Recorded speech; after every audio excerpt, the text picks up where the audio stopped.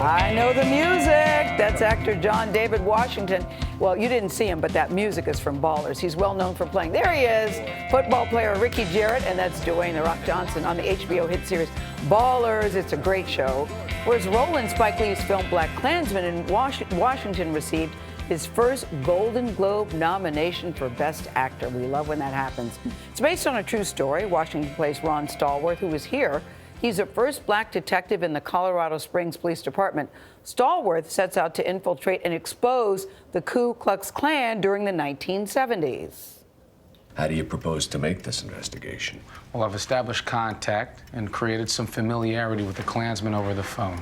I'll continue in that role, but I'll need another officer, surprise, surprise, a white officer to play me when they meet face to face. That's my point exactly. Chief, black Ron Stallworth over the phone, white Ron Stallworth face to face, so there becomes a combined Ron Stallworth. Can you do that?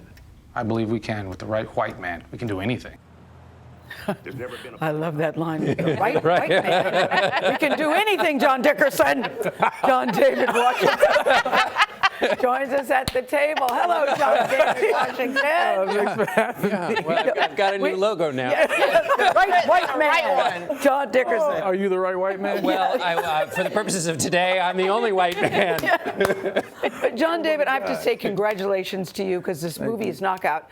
And what's so fascinating is it's a true story. Yes. When I first heard it, I thought this can't possibly be true. Yes. But you heard about Spike Lee, they say is a family friend, so people say, well, of course he's going to get the role, but that's not how that went down. No, it is. And I actually got to do a movie that was in Sundance last year for his wife, Tanya. Oh, Tanya. Yes, called Monster, playing a psychopath from New Jersey. So he was familiar with that and my work on Ballers. Yes. And so I got a text from Spike Lee saying, yo, this Spike called me. And I've never talked to him on a cell phone before. I didn't even know he had my number. Yes. So obviously, I'm surprised and thinking it was a prank, but it was worth investigating for sure, just in case it is him. Yeah, just You never know. You never know. So I called him and I'm like, oh, hello? Like, he was like, yo, John, it's Spike. Hey, Spike. And he told me about this book. He soft pitched the story. And I'm thinking like, okay, this is definitely the Dave Chappelle skit, the black white supremacist. Yes, with the blind man, yes. But I'll go with it anyway. Spike Lee, Jordan Peele.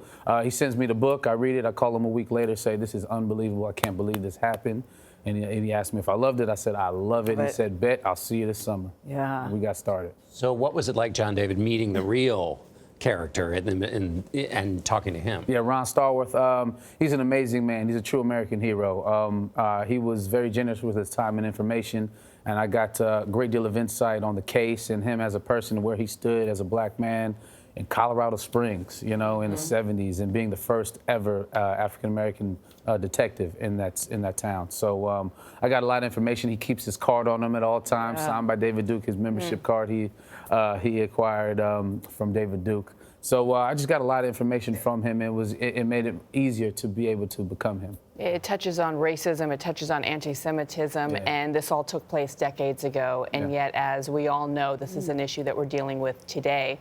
And the movie, I don't want to give too much away, but the movie touches on what we're facing today, too, in a very surprising way. A lot of people didn't expect to see real-time footage from Charlottesville in the film. What was your reaction to that? Because when I saw it in the theater, it was silence. Yeah. Well, I gotta say, building up to that point, I mean, it's just surprisingly, given the subject matter, how heavy it is, surprisingly entertaining. I mean, a lot of people are laughing in the theater. Yeah. So it was gut punching, though, when you see the end and you're seeing how Spike connected, what's going on now and what's been going on for a long time. It was, Can I just say this is such a good year for you because you've received the Hollywood Breakout Performance Award at the Hollywood Film Awards ceremony. Congrats. Thank you. Your first Golden Globe nomination. Congrats. Thank you. But most people thought of you as a football player. When did you decide you wanted to make the change from football to sports? And did you feel pressure because of your family lineage, your mom and your dad? Yes. Thank you for mentioning my mom. Yeah, I love definitely. your mom. Yeah, I love her too.